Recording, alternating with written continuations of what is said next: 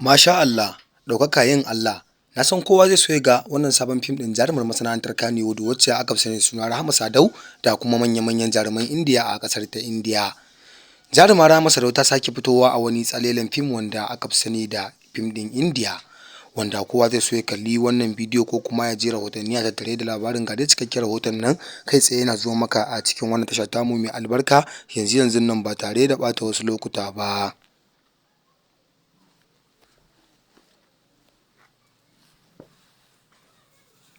Assalamu alaikum mai sauraro.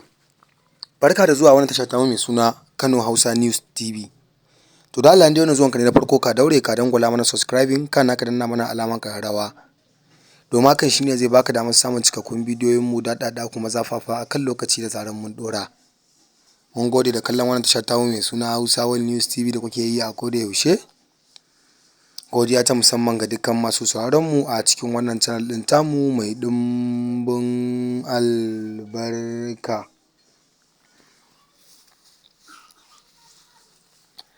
Babbar jaruma a masana'antar Kannywood kuma jarumar fina-finan Hausa wacce aka fi sani da suna Rahama Sadau ta tsunduma cikin shirye-shiryen fina-finan ƙasar Indiya na Bollywood. Ƙasar ta Indiya ta ɗauki jaruma Rahama Sadau domin shirya manya-manyan fina-finai kamar yadda suka yi wani fim a baya. Jaruma kuma ta taka rawar gani inda ta fito a cikin wannan fim.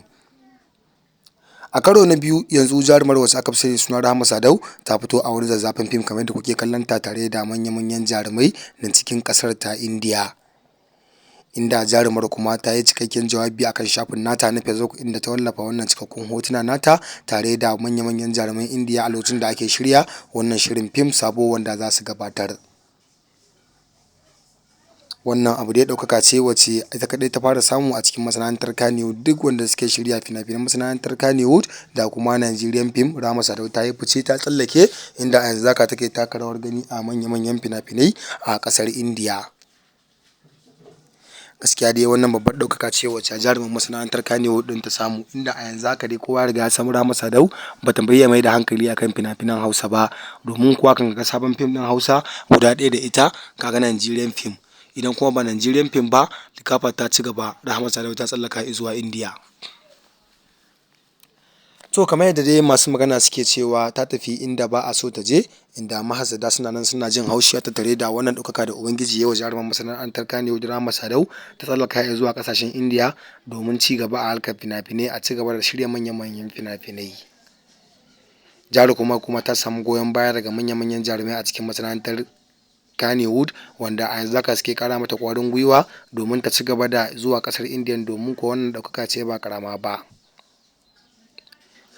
To muna fatan Allah subhanahu wata'ala ya ƙara mata ɗaukaka kuma ya sa a yi lafiya a gama lafiya.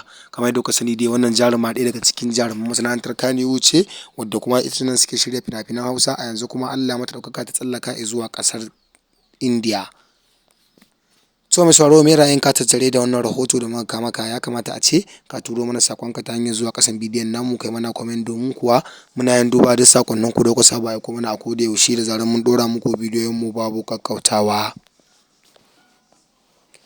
Ku ci gaba da ziyarta gami da bibiyar wannan channel ɗin tamu mai suna Kano Hausa News TV domin samun labaran duniya, labarai daga cikin masana'antar ta Kannywood da kuma labaran siyasa gabaki ɗaya. Mun gode da jimirin kasancewa da mu da kuke a koda yaushe, kuma da zarar mun kawo muku bidiyoyin mu a wannan tasha tamu mai albarka gami da inganci a koda yaushe. Kawai ku dangwala mana subscribing kana ku danna mana alamar ƙararrawa domin ci gaba da kasancewa da mu akan zafafan labarai da muka kawo muku a wannan tasha tamu mai albarka.